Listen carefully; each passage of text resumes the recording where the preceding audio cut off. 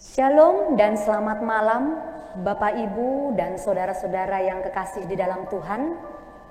Kita berjumpa lagi dalam program Rehat, Renungan Harian Toraya, Gereja Toraja Jemaat Elim Balikpapan, edisi Jumat 8 Juli 2022. Dari gedung Gereja Toraja Jemaat Elim Balikpapan, kami menyapa Bapak Ibu dan saudara-saudara sekalian dengan sapaan damai sejahtera bagi kita semua. Bapak Ibu dan saudara-saudara sekalian yang kekasih di dalam Tuhan, mari bersama persiapkan hati untuk beribadah kepada Tuhan.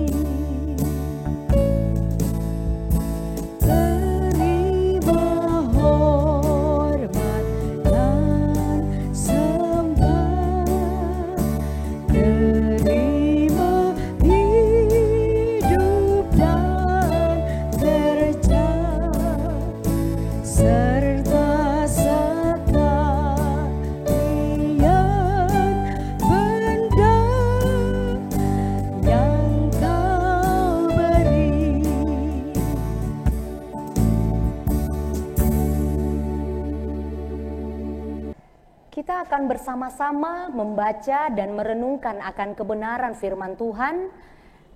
Mari kita satu di dalam doa, kita berdoa. Bapa di surga, Bapa yang senantiasa kami sapa di dalam anak-Mu Yesus Kristus. Terima kasih Tuhan Yesus untuk waktu yang Tuhan boleh anugerahkan bagi kami semua. Kami boleh mengangkat setiap tugas dan tanggung jawab kami, itu semua karena kasih dan anugerah Tuhan. Malam hari ini kami rindu disapa oleh Tuhan melalui kebenaran firman Tuhan. Berkati kami Tuhan, sehingga kami boleh membaca, merenungkan firman-Mu, terlebih lagi boleh melakukan firman itu di dalam setiap kehidupan kami.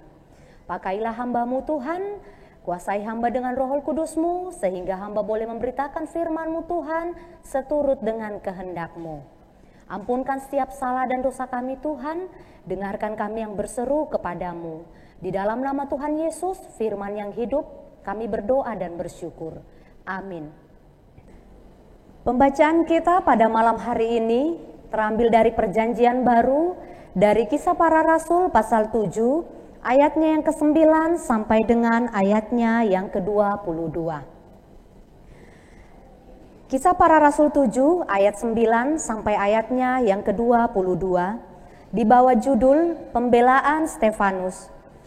Karena iri hati, bapak-bapak leluhur kita menjual Yusuf ke tanah Mesir, tetapi Allah menyertai dia dan melepaskannya dari segala penindasan serta menganugerahkan kepadanya kasih karunia dan hikmat.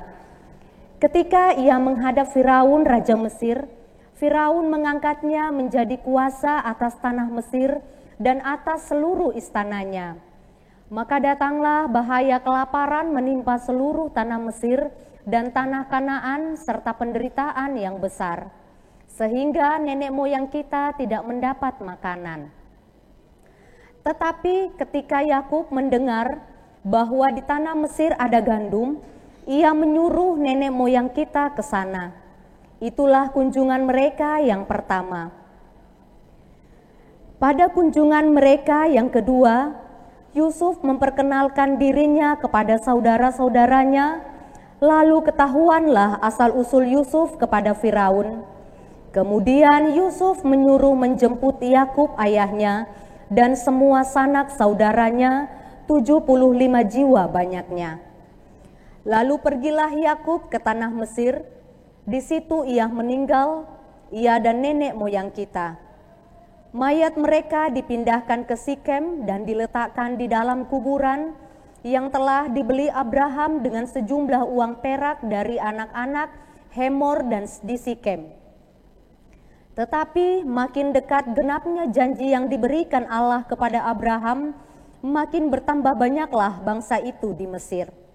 Sampai bangkit seorang raja lain memerintah tanah Mesir, seorang yang tidak mengenal Yusuf. Raja itu mempergunakan tipu daya terhadap bangsa kita dan menganiaya nenek moyang kita serta menyuruh membuang bayi mereka supaya bangsa kita itu jangan berkembang. Pada waktu itulah Musa lahir dan ia elok di mata Allah. 3 bulan lamanya ia diasuh di rumah ayahnya. Lalu ia dibuang, tetapi putri Firaun memungutnya dan menyuruh mengasuhnya seperti anaknya sendiri. Dan Musa mendidik dalam segala hikmat orang Mesir, dan ia berkuasa dalam perkataan dan perbuatannya. Amin. Demikian firman Tuhan. Berbahagialah kita yang boleh membaca dan merenungkan firman Tuhan, terlebih lagi melakukan firman itu di dalam setiap perjalanan kehidupan kita. Dari bahan bacaan kita pada malam hari ini, mau mengangkat satu tema, yaitu Allah tetap setia. Tontong makari tutu tupuang.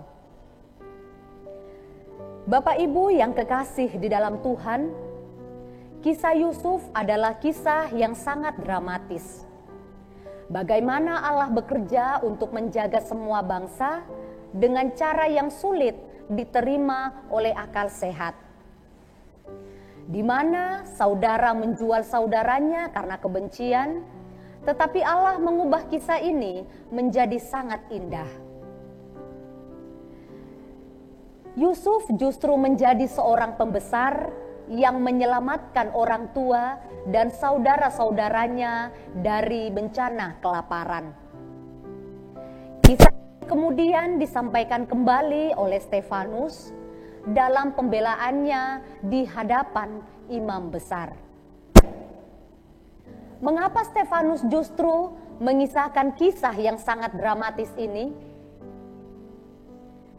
David Guzik menyebut bahwa Stefanus menyampaikan kisah Yusuf karena dia adalah gambaran dari Yesus, di mana anak-anak Israel menolak Yusuf, yang kemudian menjadi penyelamat bagi mereka.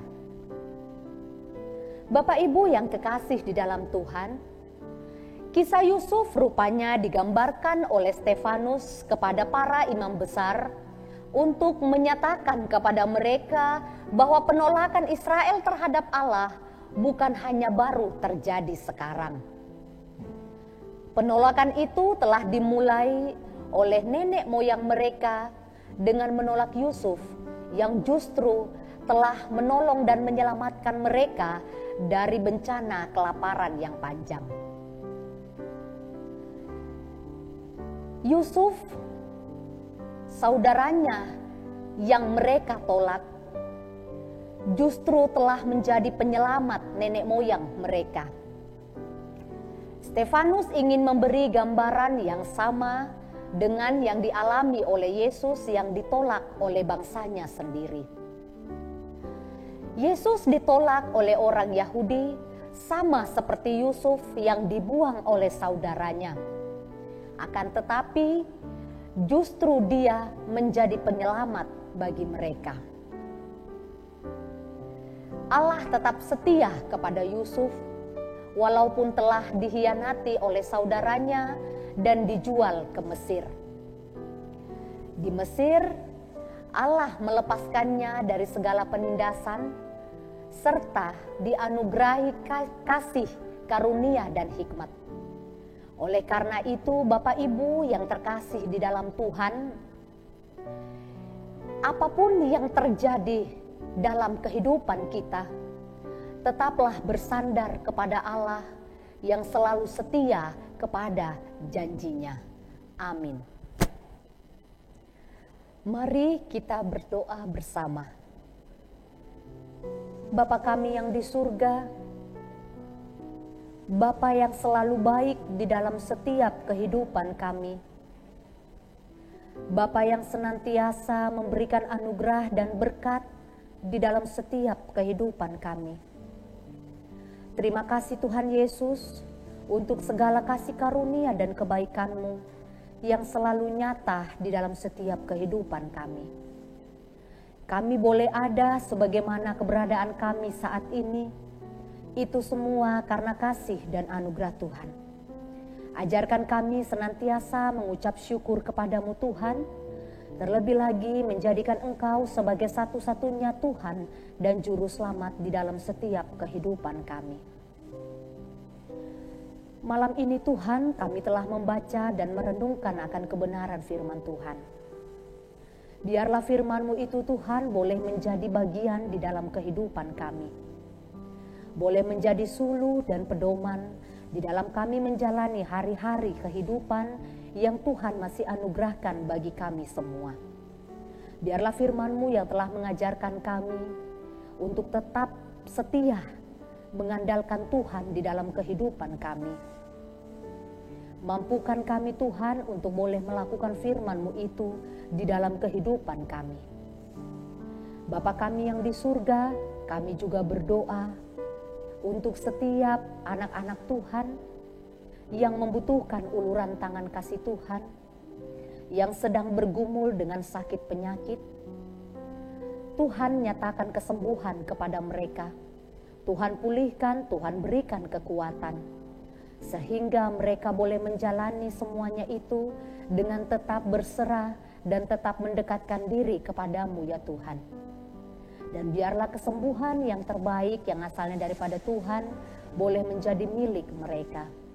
Begitupun juga dengan orang tua kami yang dalam masa tua, Tuhan juga kiranya menuntun, menyertai, memelihara mereka, memberikan kekuatan kesehatan, berikan keteguhan iman kepada mereka di dalam menjalani masa tuanya.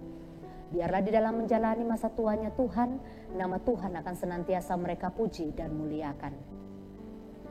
Berdoa, bersyukur bersama untuk anak-anak Tuhan yang boleh merayakan ulang tahun kelahiran dan ulang tahun pernikahan mereka. Tuhan lengkapkan sukacita mereka, Tuhan lengkapkan kebahagiaan mereka. Biarlah kebahagiaan yang asalnya daripada Tuhan boleh menjadi milik mereka.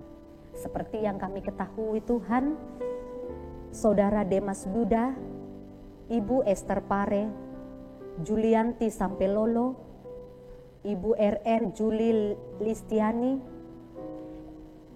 Kesi Tudang, Pendeta Yuliati Mangape STH MSI, Ibu Elizabeth Mende, dan Gabriela Putri.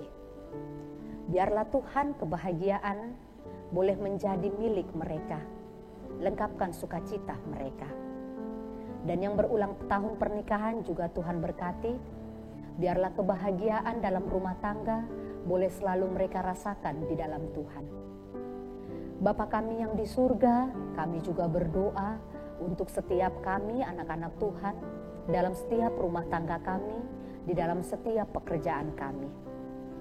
Tuhan, tuntun sertai kami selalu di dalam menjalani rumah tangga kami, di dalam menjalani tugas pekerjaan kami. Biarlah semuanya itu boleh kami lakukan demi kemuliaan nama Tuhan. Anak-anak kami Tuhan yang sementara dalam pertumbuhan, dalam bangku sekolah, Tuhan berkati. Biarlah semua yang mereka cita-citakan Tuhan, boleh mereka raih di dalam Tuhan. Bapa kami yang di surga, tak lupa juga kami berdoa untuk pemerintah kami secara khusus Kota Balikpapan. Tuhan berikan keadilan kebijaksanaan kepada pemerintah kami di dalam memerintah kami, di dalam memimpin kami. Biarlah Kota Balikpapan boleh menjadi kota yang penuh dengan damai sejahtera Tuhan. Bapa kami yang di surga, malam telah menyelimuti kami. Kami serahkan seluruh hidup dan kehidupan kami hanya ke dalam tangan kasih Tuhan. Ampunkanlah setiap salah dan dosa kami Tuhan, dengarkanlah kami yang datang berseru kepadamu. Karena doa ini kami bawa di dalam anakmu Yesus Kristus, itulah Tuhan dan Juru Selamat kami yang hidup, yang senantiasa mengajarkan kami berdoa Bapa kami bersama-sama. Bapa kami yang di surga, dikuduskanlah namamu. Datanglah kerajaanmu, jadilah kehendakmu di bumi seperti di surga. Berikanlah kami pada hari ini makanan kami yang secukupnya. Dan ampunilah kami akan kesalahan kami, seperti kami juga mengampuni orang yang bersalah kepada kami. Dan janganlah membawa kami ke dalam pencobaan, tetapi lepaskanlah kami daripada yang jahat. Karena Engkaulah yang punya kerajaan dan kuasa dan kemuliaan sampai selama-lamanya. Amin.